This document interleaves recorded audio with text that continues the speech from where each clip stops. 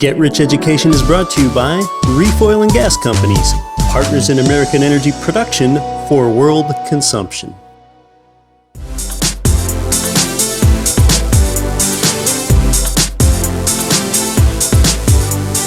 Welcome to Get Rich Education with Keith Weinhold, giving you information and ideas on the investment that has turned more ordinary people into millionaires and billionaires than anything else, and can provide you with more wealth and happiness than you ever thought possible.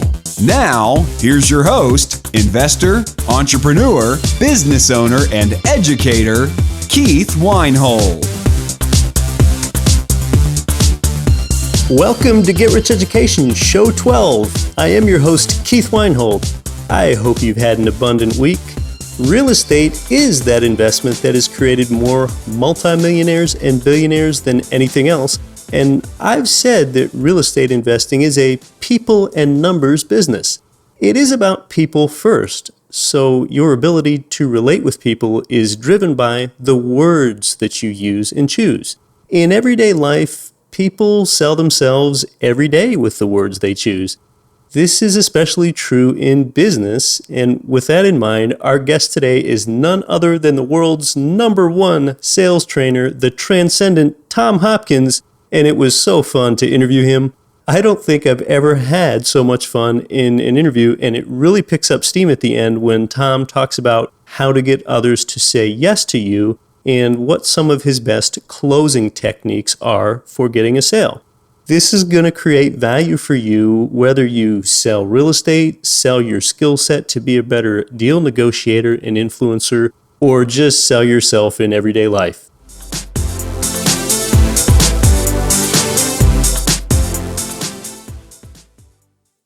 Our guest today is really special. He is the leading sales trainer in the world, especially experienced with real estate sales. When he was a real estate agent, in his last 365 days as an agent, he sold 365 homes during that time. His high-energy sales events have been attended live and in person by more than 5 million people on 5 continents. He is the author of 18 books. He wrote 18 books. I don't think I've read 18 pamphlets. One of his books, How to Master the Art of Selling, has sold 1.5 million copies worldwide in itself. Here he is, the legendary Mr. Tom Hopkins. How you doing, Tom? Well, I'm excited to be with you and to share some great ideas with all of your listeners. Well, it's a real pleasure to have you here. You know, when someone has built up such a claim and notoriety over time, a lot of people are already familiar with you, but I know we have some listeners that aren't. So sort of what's your origin story? How did you grow up to be really the leading sales trainer in the world? Well, I guess there's an old saying, Keith, that performance speaks for itself. And what you said earlier is the year that I was only 23 years of age, and I sold 365 homes, averaging one a day for a year. That's amazing. I know, and that's when they started calling me because, the average real estate agent might sell 1 home a week, and if they do 4 a month, they're hot stuff. So that caught the National Association of Realtors' attention, and they said, we have to get this guy to come and speak to us. So I went to the National Convention in Los Angeles, and I spoke and told them just basically the outline of what I do with people. And all of a sudden my phone started ringing, and that's almost 5,000 seminars later, here we are talking. So with all this experience you've had talking to people and helping them with sales and success, one thing I often hear from people when they're sort of scared about selling or that they think they can't do it is sometimes they'll say, I just don't think I was really born to sell. Can selling be a learned skill or is that something you're kind of born with? Well, Keith, this has been probably one of my greatest goals in life, my entire career, is to convince people that selling is a learned art form, and there's 2 extreme personalities and temperaments. If we could look at the far left here, we would say there is the interesting extrovert. Then over here we have the interested introvert. Now, of those two titles, interesting extrovert, interested introvert, the ones that gravitate to selling naturally are the interesting extroverts. Their qualities, they're outgoing, they're talkative, they love to control conversations. They really are outgoing, but they are the stereotypical image of a salesperson, which, by the way, threatens many consumers. Because even though we're the greatest consuming nation in the world, the average American doesn't like the thought of being sold. They love to own. Now, if we look on the other side, we have the interested introvert. This person's a little humble, a little shy. They love to ask questions. They let the other person talk. Now, if I had to choose, if I could have the person on both ends, I'd want the interested introvert, because I can teach them to not only master questioning, but I can teach them to be a good listener, to lead people instead of push them. And so I guess that both can be better. If I right now, watching this message, thought I'm really an interesting extrovert, I'd like to have them move towards the middle to be more like an interested introvert. If I was too much of an interested introvert, I'd want them to move to the middle to be more like the interesting extrovert. Because the ideal personality and temperament can move to relate to either extreme. If I met you and you really were an interesting extrovert, I could become more like you. Interested introvert, I could relate and become more like you. The key is to be flexible in the way you handle people so that you relate to them and don't demand or ask them to relate to you. So you're sort of feeling someone out a bit and then aligning your approach that way. Exactly. There's been this old saying, you have to be a natural born salesperson. And I will guarantee you, Keith, no woman in a delivery room ever gave birth to a top sales performer. They aren't born. They become experts. They learn the fundamentals of selling. They master their skills, and they're no different than a great athlete as far as constantly working to be better at the way they come across with people. Because we're really not in sales as much as we are in the people business. And handling people is the key to helping them go along with your thinking, if, of course, what you're offering you believe in, and it's good for the other person. So you mentioned the fundamentals of selling. In fact, in your book, How to Master the Art of Selling, in Chapter 1, you cover the 7 fundamentals of selling. Tell us about those. Well, all activities, sports, endeavors have fundamentals. For example, if you and I were talking about football, we would have 2 broad fundamentals: offense, defense. Then each player's position has fundamentals: blocking, tackling. So we have fundamentals in everything. If right now we were talking about golf, I would say, well, there's basically 4 fundamentals of a good golf swing: grip, alignment, stance, and posture. Now, if you don't have those down, fundamentally sound, you'll probably not develop a consistent good golf game. And that word consistent is so important, Keith, because successful people are consistent in the way they produce. It's not a high, a low, big month, small month. They every day know the activities they must accomplish to have the productivity, the income at the end of the month. So in selling, there are 7 basic fundamentals. Prospecting, number 1, is finding the right people to sell and then helping them say yes to the opportunity. So that's number 1. Number 2, though, is when you meet someone, the second fundamental is the original contact. How you come across in the beginning with people, how you establish rapport, how you bring down their defense barriers, how you get them to open their mind to hear what you're offering them. Then, of course, the third fundamental is called qualification, to where you ask the right questions to qualify what the buyer can say yes to, what they can afford financially, are they the decision maker? And then, of course, number 4, is giving the presentation. Now, if you do all those four beautifully, and please, people watching, don't forget this. Your product or service is not what it is. It's what it does for the buyer after they own it. Too many people are selling the product instead of the benefits they'll get when they own it. So you do a good presentation. Then, of course, number 5, if you do all four well, number 5 is handling objections or areas of concern. And people, average people, cannot say yes to spend money, Keith, until they give you some type of no. And that's why a pro doesn't matter. Don't worry about no's. I've got to get the no's before I can get the yes. And then, of course, number 6 is the art of closing the sale, which is totally an art form. It's, I think, what separates our training from other motivators or trainers in the country. We really teach sitting down at a table, helping a person say yes, handling their no's, turning no's into yeses, and so forth. And then, of course, number 7 is you must get referrals, which we call quality introductions, to other people they know after you've closed the sale.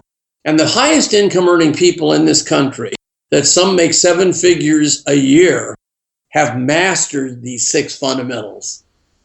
And I think a lot of people tend to forget about the last one. After the sale's closed, the referral process only begins, and that's where most of your future sales come from. Oh, exactly. And what you have to realize, though, Keith, is the top producer prepares them for that. Meaning, if you and I just started this whole selling process, I would say this to you. Now, Keith, you haven't seen a lot of television advertising about our company, have you? No. You would say, well, no, because we don't. The reason we don't spend $1 million of advertising is that our company wants to be built on word of mouth recommendations from clients we've made happy. So the company has asked me to let you know that if we do an extremely beautiful job for you, if you're totally thrilled, we want the opportunity then to ask for a few people that you might know that we also can serve. Would that be okay? Sure. Sure. See, they want the great job. So if I can let them know right out in front, we're building this on word of mouth recommendations.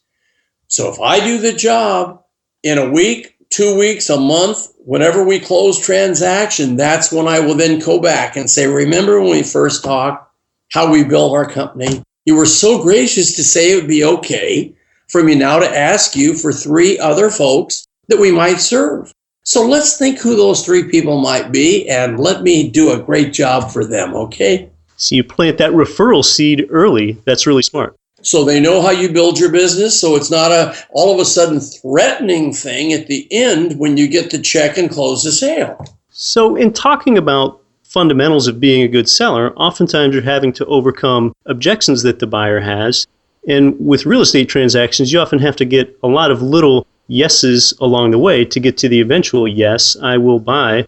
One of those really important potential objections to overcome is a buyer will often say that they want to shop around. They might feel like they're paying too much to buy from you.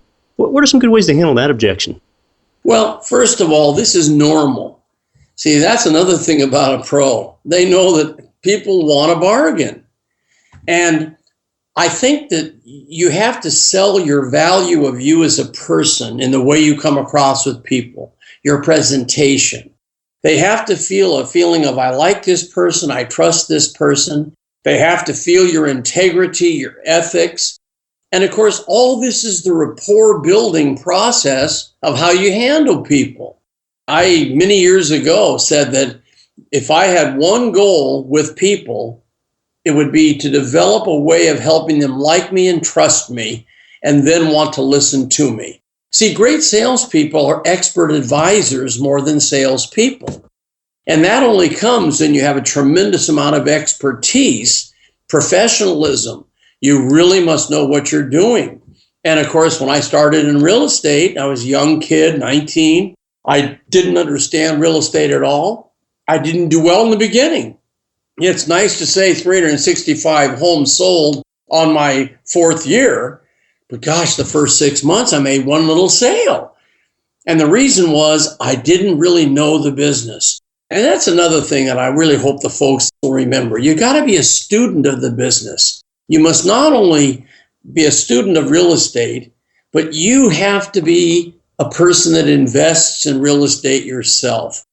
I mean, I know when my first few months I was in real estate, and I'd tell the people when they were in my car, I'd say, oh, you're so wise to look at investing in property, and this is wonderful, and blah, blah, blah. And then they'd go, where do you live? And I'd say, well, I have a little apartment I rent. No credibility. So when I started buying properties and making an investment commitment to own all of these investments, that's where the strength comes from. Don't try to sell what you haven't bought, because if you don't buy it, I don't believe you can sell it. Does that make sense? Sure. Few things reinforce your point like having skin in the game yourself. Exactly. So I've heard you say before that being a good seller, and part of that is the vocabulary that you use with your prospective buyer, and that words form almost pictures in the mind. Does one really need an extensive vocabulary to be a wordsmith, or can you just arrange words in a certain way to help motivate that buyer? Well, that is a great question, Keith, because there's no pat answer to that question, because it depends, first of all, on the product that you offer. It depends on the status of the folks that you're talking with. For example, in my real estate career, I started in a very inexpensive little area where the people were young people in their early 20s, like I was, I would say 18, 19, but they were young, they had no money, just like me, I had no money, and so I could relate to them. Now, had, for an example, I at 19 or 20 got into real estate in Beverly Hills, California, where the multimillionaires live, I probably wouldn't have made it because I didn't have the credibility, the rapport. But in the little area there I started with, I related to them, they related to me. And so I think in choosing, I've had people on interviews like this, Keith, especially if we have call-ins. They'll call in, they go, Tom, I'm thinking of leaving my job and going into sales. Where can I make the most money in selling? And I tell them that's not the way you look at your career. Not how much you can make, but how much you love what you do, and the money will become a byproduct of that love affair that you have in the career that you have. People have said to me, Tom, I bet you can sell anything. Well, I believe if you follow my 7 fundamentals in my book, you can sell anything, but you'll make most money selling something you love, something you believe in. There are products that I don't think, Keith, I could sell. My heart wouldn't be in it. I wouldn't have a belief, the passion. I played golf with Wayne Gretzky years ago, and Wayne Gretzky changed the sport of hockey in the world, and of course, primarily in the United States when he joined the Kings in Los Angeles. And after playing golf one day, I said to him, Wayne, you totally, almost as an individual, changed the game of hockey. What do you think the reason was? He said, Tom, I had a passion for all aspects of hockey. I had a passion for practice. See, a lot of people in sales don't have a passion for practicing what they say. He said, I had a passion for winning. A top sales producer has to love to win. And the winning is when you close a sale, they invest their money, they exchange the money for the benefits they'll get from what you're offering. They are thrilled with you as a person. They love what they've done, and they're happy. And I think the key to success is to do something in your life that you earn an income at, but it's not work. See, I've never worked. I define work, Keith, as anything you're doing when you'd rather be doing something else. That's a great way to put it. Now, yes, I was a construction worker before I went into real estate, and that was work, and I didn't enjoy that. But once I got my real estate license, once I started investing in properties, I fell in love.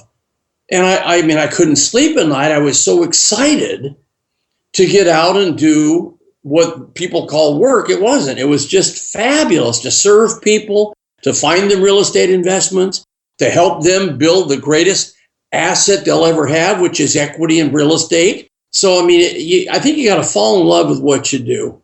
which I always have. I like right now when I do a seminar, when I'm in front of 1,000 people and they're all elated to learn how to close more sales and they want to make more money based on what I'm telling them. I mean, what a wonderful way to live, to get paid for serving others to have a better life.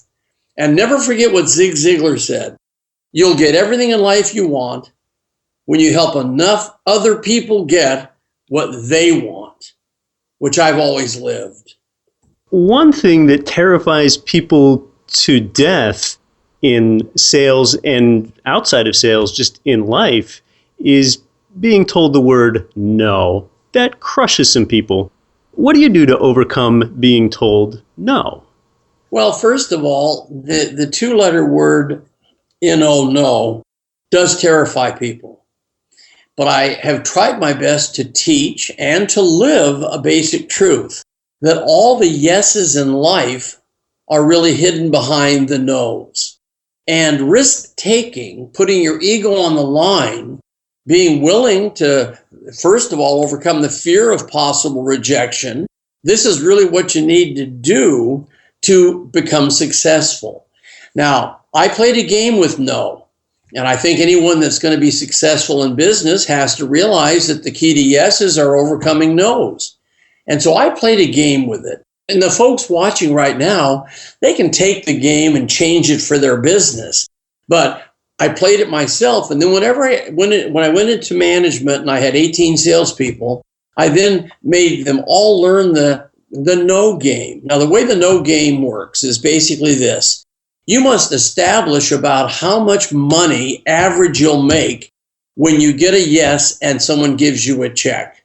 Well, let's just make a game of this. Let's say that you give me a check and say yes and buy my product, and I make $100 that goes into my bank.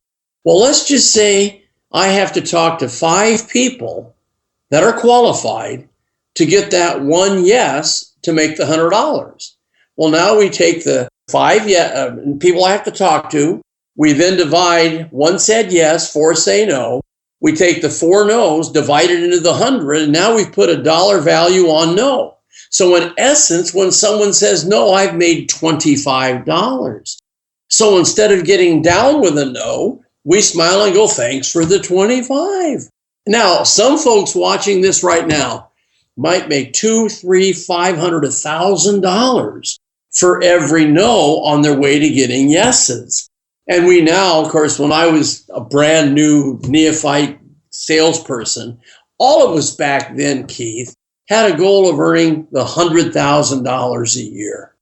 It was almost like if you made 6 figures, you have arrived. Well, see, that's changed today. Sure. We have so many people that make 7 figures a year in selling. And that's why the highest income people don't have any guarantees. They're willing to work based on their skills, their abilities. They give up a guarantee so they can have wealth. Because there's a basic truth about income. If you rely on what another man pays you, he's determining your worth. And you'll probably never have huge abundance because you were satisfied with what someone else said you were worth. That's why I love real estate too. When I started buying homes, I set a goal to every 3 months buy a new property. And these properties that I paid, I know this sounds awful, but back in those days when I was 19, 20, 21, 22, homes in Southern California were 20, 25, 30,000. Today they're $300, $400, $500, $1 million. But I made this goal to invest in these properties and of course held them for many, many years. And my net worth and my abundance is more in the equities in those properties than what I make annually. And that's why I try to get people that are watching something like this, take a gamble, risk, invest your money back in real estate, because I'll guarantee it's not going to stop. People go, oh, well, we'll never see homes go up from here. Wait, they will. As long as we have this fabulous United States of America economy, the fabulous free enterprise capitalistic society we all live in, abundance and wealth will always be there. And the foundation, I believe, will be in the real estate owning, not selling, but owning of property. I believe that too, and that's what we do at Get Rich Education. We educate listeners on how to do that. And when it comes to selling in real estate, Get Rich Education, to get educated on getting rich, and in business, selling is such a fundamental skill that it's remarkable that more people don't focus on increasing their seller skill. I don't care what you do. I think you're either buying or selling every day of your life. You're right. That's why it's such a universal skill. You're listening to Get Rich Education. My guest is Tom Hopkins. More when we come back. I'm your host, Keith Weinhold. Are you looking for an investment with the potential to offer monthly cash flow and tax advantages? While prices fall at the pump, now could be the time to invest in oil and gas. In business for nearly 30 years, Reef Oil and Gas Companies has endured price fluctuations and understands the importance of creating opportunities by purchasing oil and gas properties during distressed times. Primarily focused on the Bakken Three Forks of North Dakota and the Eagle Ford Shale of South Central Texas, Reef's model is designed to generate revenue and provide tax advantages from the production of oil and natural gas. For more information on this investment opportunity, go to reefogc.com.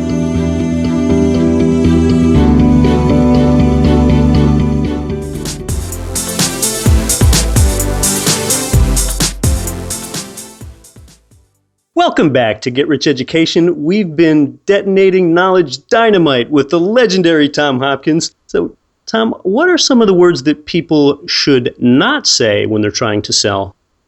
Well, first of all, years ago, I started dissecting what happens when you sell anything. And I realized that the biggest enemy anyone has in selling is a 4-letter word called fear. And any word or phrase that you say that creates this 4-letter enemy fear, you've got to eliminate from your vocabulary. Now, a generality would be this. We could call the words sales jargon. In other words, if I met you at a party and I said, "What do you do, Keith?" And you said, "Well, let me give you some of the things I do, and you tell me who I am." And you said, "Tom, I work with a hammer, nails, and a saw every day." Well, I'd go, "You're a carpenter." And you would say, "Yes." I wouldn't be afraid of you.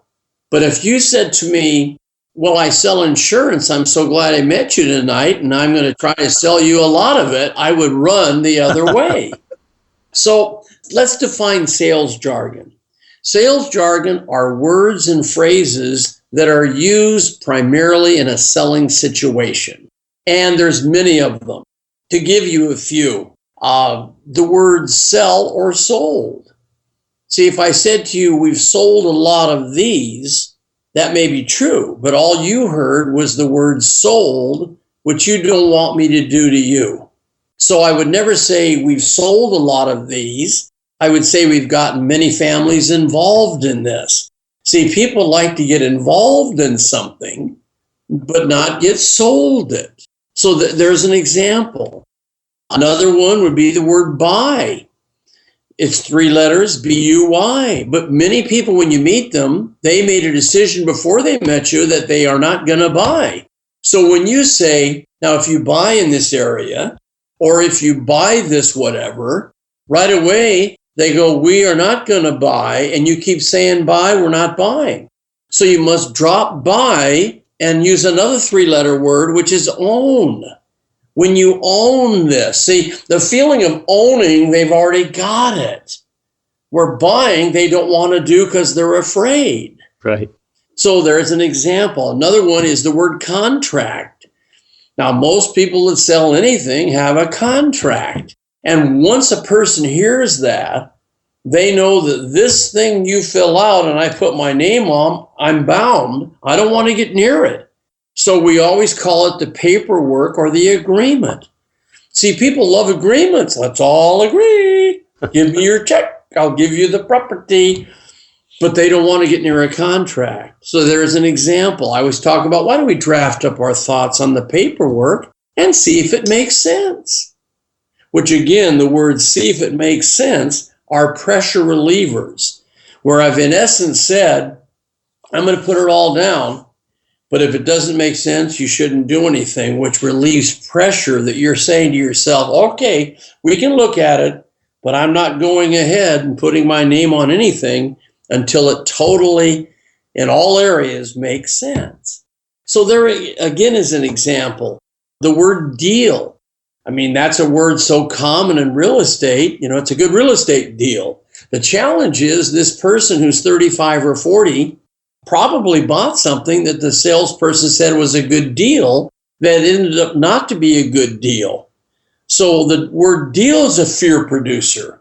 So I always tell people to call it a wise transaction or a good opportunity for your family. People love opportunities, love transactions. They just don't want it to be a good deal. And then, of course, the old 4-letter word, sign. Mom and Dad probably told all of us, don't sign anything, especially with a salesperson. Right. So I never asked them to sign. I asked them to okay the paperwork, approve it, authorize it, endorse it.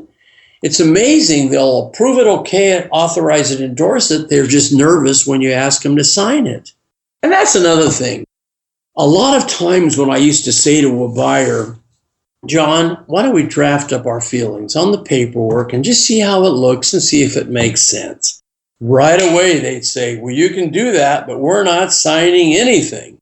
And I'd always smile and say, I know, John, and believe me, that's the last thing I'm going to ask you to do. Isn't that true? They sign way down here. It does happen last. It's the last thing I'm going to ask you to do. Oh, words are so fun. Like the word objection. If you say, I can understand your objection, the human mind is filled with little envelopes. And one of the little envelopes holds objections. So by saying objection, out comes this envelope where they think of objections they wouldn't have thought of. So we always call them areas of concern. You know, I can appreciate that area of concern. And it didn't open up the objection envelope, which is going to cause me challenges. It sounds like we're choosing a lot of softer words. You know, for example, yes. If you have to change a contract, you might say, we just need to tweak the agreement a little bit. If you talk about we need to amend the contract, they might want to get their attorney involved before you get back. See, now there you hit it right on the nail. Softer words, gentler words create less fear. And you sound different than the last competitor salesperson they talked with. So when it gets time to finally close the deal, and hopefully you've gotten some yeses along the way, I mean, how do you get those yeses along the way to close the deal? I guess, what are some of your favorite closing techniques? Close a transaction, close a transaction. Already sounding a little hard, huh? Finish up a deal. The major yes is the consummation of minor yeses. And one of the questioning skills I've always taught is a little thing called the tie down. Now, the tie down is asking a question at the end of a sentence. And I've used a couple, haven't I? That was one, wasn't it? I did it again, didn't I? You sure did. You're catching on, aren't you? Yes. They're kind of fun, aren't they? You're getting me to say yes. Yes, well, see, that's the tie down. Yeah. Taking isn't it, doesn't it, wasn't it, couldn't it, wouldn't it, shouldn't it, can't you, won't you, haven't you, hasn't he, hasn't she, and nicely, with a nice nod, putting it on the end of a sentence. Now, I never did this in real estate until I got some positive input from them. Like, say, for example, I drove up in front of the house, as an example. I'm talking a residential now. And they went, they've taken good care of the yards. Well, see, now I'm going to say, in fact, the landscaping's important in a home, isn't it? Well, yes, it really is. So there's an agreement, building yes momentum.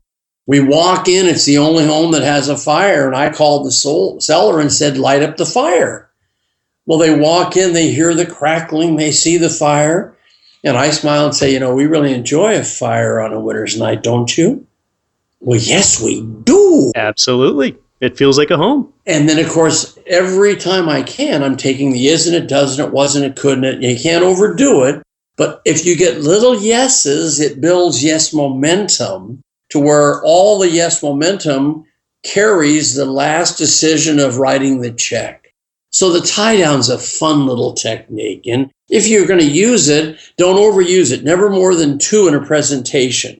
So if I said to you, Keith, a reputation for professionalism is important, isn't it? Yes, it is. I would never use isn't it again. Because if you say the same word over and over, it's called redundancy, and redundancy creates fear. So if I use an isn't it, that's done for this presentation. Another one of my favorite questions is called the alternative choice. And I have basically 40 questions I teach, but this is one of my favorites. Now, the definition of the alternative choice is a question with two answers. Either answer is a minor agreement, leading towards the major decision. So, for example, if I wanted to meet you, the average person says, when can we get together? You won't give me a time. You'll say, I'll get back to you. So I always say, my time schedule is kind of flexible. Would today be good or tomorrow better? Now you can choose today, tomorrow. Or Keith, I can put into my schedule at 6 or would after dinner at 8 be better for you? Now you can't say yes or no. Pick a 6, pick an 8. You can do it on location. Keith, would you like to meet at my office or maybe meet at a neutral location and have a cup of coffee? What's best for you? There's a Starbucks right up the street. How would that be? Alternates of choice. It sounds like you had a significant turning point in your life when you were 19 years old.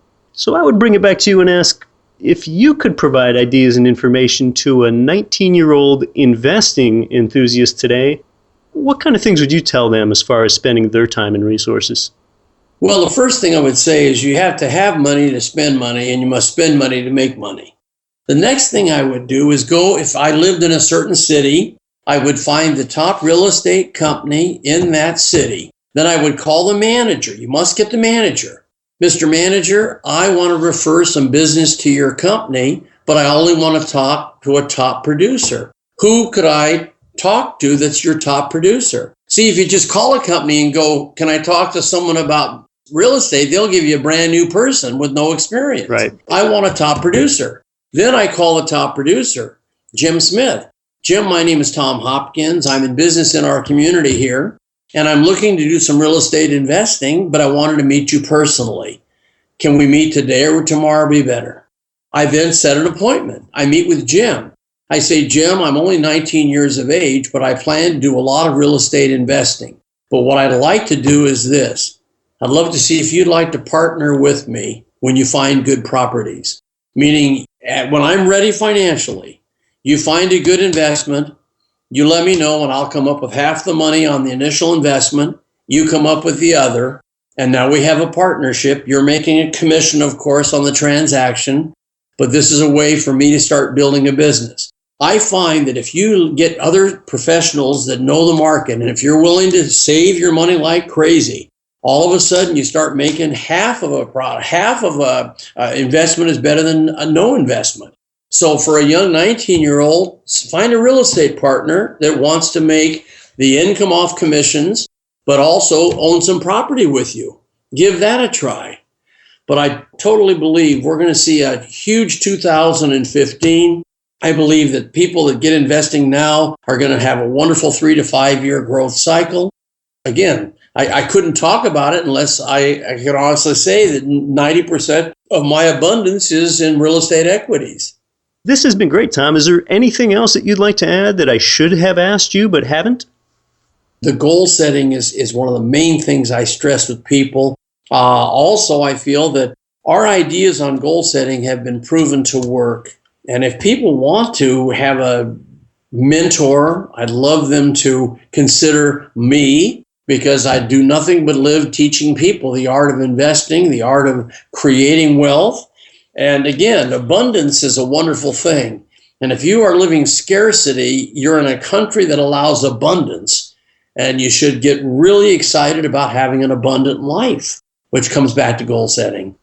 You might as well set that goal, because what I always say is hope is not a strategy, and the difference between believing and knowing is doing. And the more doing, the closer you get to that goal.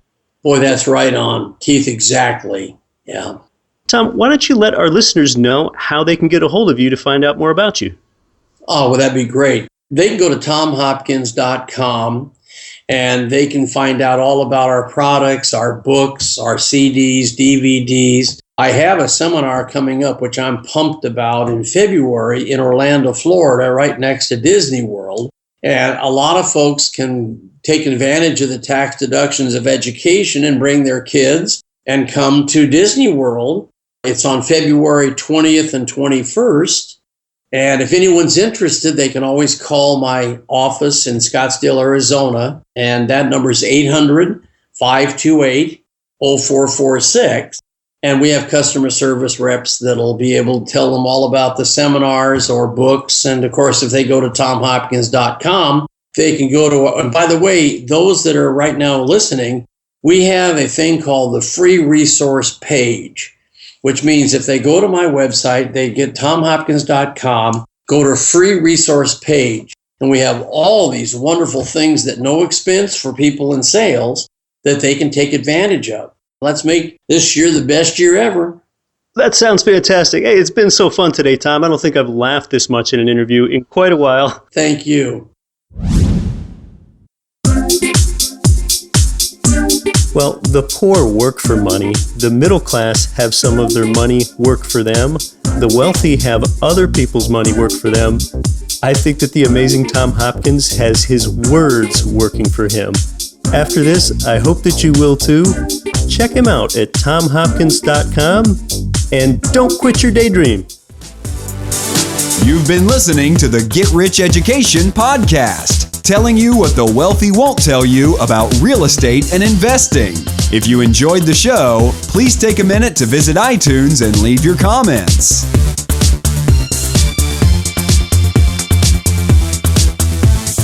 Nothing on this show should be considered specific, personal, or professional advice. Please consult an appropriate tax, legal, real estate, financial, or business professional for individualized advice. Opinions of guests are their own. Information is not guaranteed. All investment strategies have the potential for profit or loss. The host is operating on behalf of Get Rich Education, LLC exclusively.